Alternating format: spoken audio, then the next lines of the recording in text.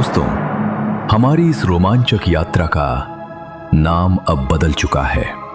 आपका अपना पसंदीदा शो अब गूंज रहा है एसएम वॉइस लाइन की जादुई दुनिया में। द इमॉर्टल सीक्रेट के पिछले चैप्टर में आपने सुना कि कैसे इंस्पेक्टर विजय की गोली अमर रुद्र के घुटने के पार निकल गई, लेकिन रुद्र के जादुई घाव ने सबको हैरान कर दिया। रुद्र अवनी और उस बूढ़े साधु को लेकर जंगल के एक गुप्त रास्ते की तरफ भागा, जहां अवनी के लॉकेट को छूते ही बरगद के पेड़ के नीचे चमकीली क्रिस्टल सीढ़ियां खुल गईं, जो रास्ता था पाताल भैरवी की गुफा का। लेकिन तभी आसमान में डायन माया की खौफनाक हंसी गूंज उठी और विक्रम अपनी काली धुएं वाली सेना के साथ उन्हें जान से मारने के लिए आगे बढ़ा। अब सुनिए चैप्टर 8। आसमान में काले बादलों का एक भयंकर चक्रवात उमड़ रहा था। हवा इतनी तेज थी कि बरगद के विशाल पेड़ की डालियां आपस में टकराकर कड़ाक कड़ाक की आवाज के साथ टूट रही थी। हवा की हर एक लहर में डायन माया की वो तीखी और कानों के पर्दों को फाड़ देने वाली हंसी गूंज रही थी। जंगल के उस पार से विशाल योद्धा विक्रम अपनी नंगी तलवार को हवा में लहराते हुए बिजली की रफ्तार से आगे बढ़ रहा था। उसके पीछे काले धुएं के जो साए चल रहे थे, उनकी कोई शक्ल नहीं थी, बस उनकी आंखें अंगारों की तरह दहक रही थीं। रुद्र, रुक जा गद्दार, तू उस रत्नावती की रूह को लेकर इस पाताल गुफा के भीतर कदम नहीं रख सकता। 376 साल पहले जो काम अधूरा रह गया था, आज वो पूरा होगा।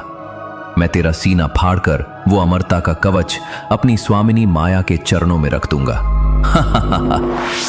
विक्रम की दहाड़ से सीढ़ियों के पास खड़ी अवनी थर थर कांपने लगी। क्रिस्टल की सीढ़ियों से निकल रही नीली और सुनहरी रोशनी अवनी के चेहरे पर पड़ रही थी। उसका पूरा बदन खौफ से कांप रहा था। रुद्र, मुझे बहुत डर लग रहा है। वो देखो, वो साए हमारी तरफ बढ़ रहे हैं। हम मारे जाएंगे रुद्र। मेरी आंखों के सामने सब कुछ धुंधला हो रहा है। मेरी दादी, मुझे बचा लो दादी। ठीक उसी पल रुद्र ने अवनी के कांपते हुए कंधों को अपने मजबूत हाथों से पकड़ लिया। रुद्र की आंखों में अब डर का एक भी कतरा नहीं था। गोली का घाव पूरी तरह ठीक होने के बाद उसके शरीर के चारों तरफ एक हल्की सी लाल आभा चमक रही थी। अवनी, मेरी तरफ देखो, मेरी आंखों में देखो। तुम कोई साधारण लड़की नहीं हो, तुम रत्नावती हो, भानगढ़ की कुलदेवी का अंश हो। जब तक मेरे शरीर में अमरता की एक भी सांस बाकी है, विक्रम की तलवार तुम्हारी परछाई को भी नहीं छू सकती। बाबा, अवनी को लेकर सीढ़ियों से नीचे उतरिए, तुरंत। हाँ राजकुमार, लेकिन तुम अकेले इस मायावी सेना का सामना कैसे करोगे? विक्रम के पास इस वक्त डायन माया की काली शक्तियां हैं। वो राजा छत्र सिंह का बेटा है बाबा, और गद्दारों का काल है। आप जाइए। बूढ़े साधु ने अवनी का हाथ पकड़ा और उसे जबरदस्ती उन टिमटिमाती क्रिस्टल सीढ़ियों से नीचे अंधेरे और जादुई रास्ते की तरफ ले जाने लगे। अवनी पीछे मुड़ मुड़ कर देख रही थी। उसकी आंखों से आंसू लगातार बह रहे थे। उधर जैसे ही विक्रम रुद्र से मात्र 10 कदम की दूरी पर पहुंचा, अचानक जंगल के दूसरी तरफ की झाड़ियां धड़ाधड़ टूटने लगी। ओ थारी की ई का तमाशा है। अरे दीनदयाल, वो क्या खड़ा है बे सड़क पे? वो कोई गेंडा है या आदमी? इतने बड़े बड़े सींग और लोहे का कपड़ा। हवलदार दीनदयाल ने जैसे ही विक्रम और उसके पीछे आ रहे काले धुएं के भूतों को देखा, उसका पेशाब छूटने लगा। वो घुटनों के बल जमीन पर गिर पड़ा। साहब, मैंने कहा था ना कि भानगढ़ में भूत नहीं, साक्षात शैतान रहते हैं। वो देखो, वो जो काला धुआं है, उसकी आंखें लाल है साहब। वो हमें खा जाएगा।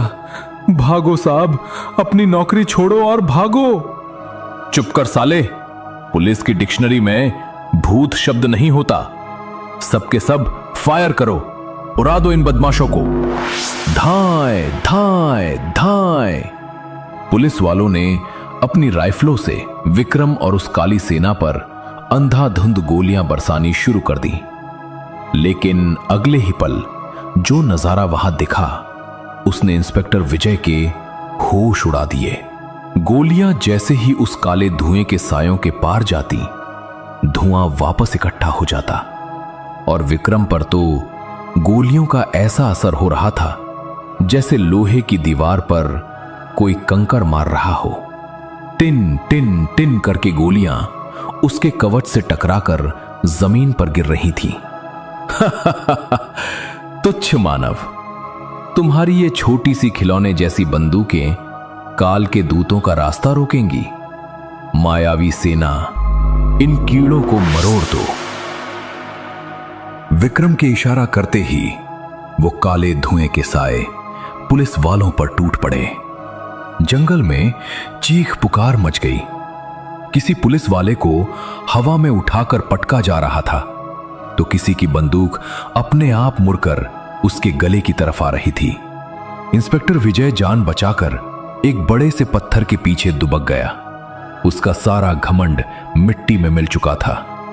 इसी अफरा तफरी का फायदा उठाकर रुद्र ने पीछे देखा। अवनी और साधु काफी नीचे जा चुके थे।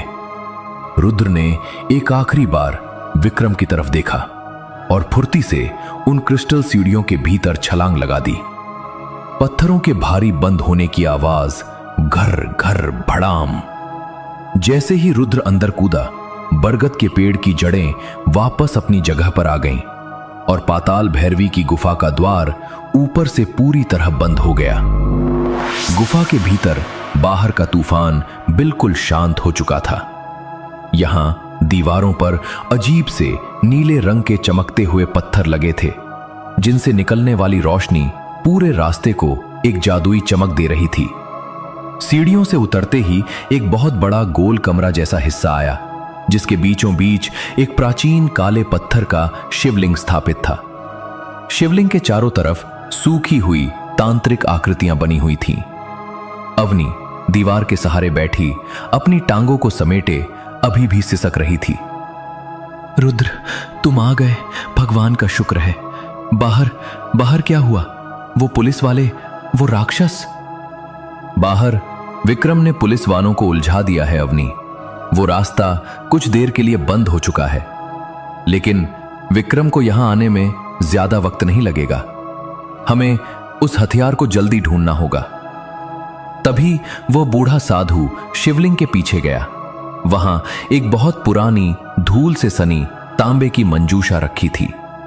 साधु ने कांपते हाथों से उस बॉक्स को उठाया और लाकर अवनी के सामने रख दिया। बेटी, 376 साल से मेरा खानदान इसी दिन का इंतजार कर रहा था। इस मंजूषा के भीतर राजा छत्र सिंह की वो गुप्त किताब है जो सिर्फ रत्नावती के खून के स्पर्श से ही खुल सकती है। इस किताब को खोलो, यही तुम्हें पाताल भैरवी के उस दिव्य अस्त्र तक ले जाएगी जो माया का अंत कर सकता है। अवनी ने कांपती उंगलियों से उस प्राचीन बॉक्स को छुआ। जैसे ही उसकी उंगली बॉक्स के ऊपर बने तांत्रिक लॉक से टकराई, अवनी के गले का लॉकेट एक बार फिर से जोर से चमका। क्लिक, बॉक्स का ढक्कन अपने आप खुल गया। भीतर बर्च के पत्तों से बनी एक बेहद पुरानी मोटी किताब रखी थी। किताब के पन्नों पर अजीब सी भाषा में लाल रंग से कुछ लिखा हुआ था। ये क्या है बाबा? मैं इस भाषा को नहीं पढ़ सकती। ये तो कोई प्राचीन लिपि है। ये भानगढ़ की गुप्त राज की लिपि है अवनी। इसे सिर्फ 3 लोग ही पढ़ सकते थे, मेरे पिता, मैं और रत्नावती। रुद्र भी किताब के पहले पन्ने को पलटने ही वाला था कि अचानक गुफा की नीली रोशनी बदलकर गहरी काली और बैंगनी होने लगी। गुफा की छत से खून की बूंदें टपकने लगी। शिवलिंग के सामने की जमीन फटने लगी और उसमें से काले धुएं का एक बहुत बड़ा बवंडर प्रकट हुआ। उस बवंडर के बीच में से 2 आंखें जो पूरी तरह से काली थीं चमक उठी। वह डायन माया की रूह थी, तीखी, खौफनाक, हवा में गूंजती और नफरत से भरी आवाज। रुद्र प्रताप, तुम्हें क्या लगा था कि पाताल भैरवी की गुफा में छुपकर तुम माया की नजरों से बच जाओगे? इस गुफा के कण कण पर मेरे काले जादू का पहरा है। रत्नावती, तू चाहे जितने जन्म ले ले, इस किताब का आखिरी पन्ना तू कभी नहीं पढ़ पाएगी। माया की काली रूह ने हवा में अपने हाथ लहराए और गुफा की छत से एक बहुत बड़ा नुकीला पत्थर सीधे उस बूढ़े साधु के ऊपर आ गिरा। साधु खून से लथपथ होकर जमीन पर गिर पड़ा। अवनी चीख पड़ी। माया की रूह अब सीधे अवनी की तरफ अपना खूनी हाथ बढ़ाकर आगे बढ़ रही थी। रुद्र ने अपनी तलवार निकाली, लेकिन माया के एक ही तांत्रिक वार ने रुद्र को हवा में उड़ाकर गुफा की दीवार से दे मारा। रुद्र दीवार से टकराकर बेहोश हो गया। अब अवनी बिल्कुल अकेली थी और सामने मौत बनकर खड़ी थी 376 साल पुरानी वो महाडायन माया। क्या बेहोश रुद्र अवनी को बचाने के लिए दोबारा उठ पाएगा? क्या अवनी माया के इस खूनी तांडव के बीच उस गुप्त किताब के रहस्य को सुलझा पाएगी? और उस तड़पते हुए बूढ़े साधु का आखिरी शब्द क्या होगा? जानने के लिए सुनते रहिए द इमॉर्टल्स सीक्रेट का अगला और सबसे रोंगटे खड़े कर देने वाला चैप्टर सिर्फ और सिर्फ SM वॉइस लाइन चैनल पर। दोस्तों, आज का यह 8वां चैप्टर हमारे नए नाम SM वॉइस लाइन के साथ आपको कैसा लगा? कमेंट बॉक्स में लिखकर अपनी राय जरूर दें। अगर कहानी ने आपकी धड़कनें बढ़ा दी हों तो वीडियो को एक बड़ा सा लाइक करें, चैनल को सब्सक्राइब करें और नोटिफिकेशन बेल को ऑल पर सेट कर दें। मिलते हैं अगले चैप्टर में। तब तक के लिए सुनते रहें SM वॉइस लाइन।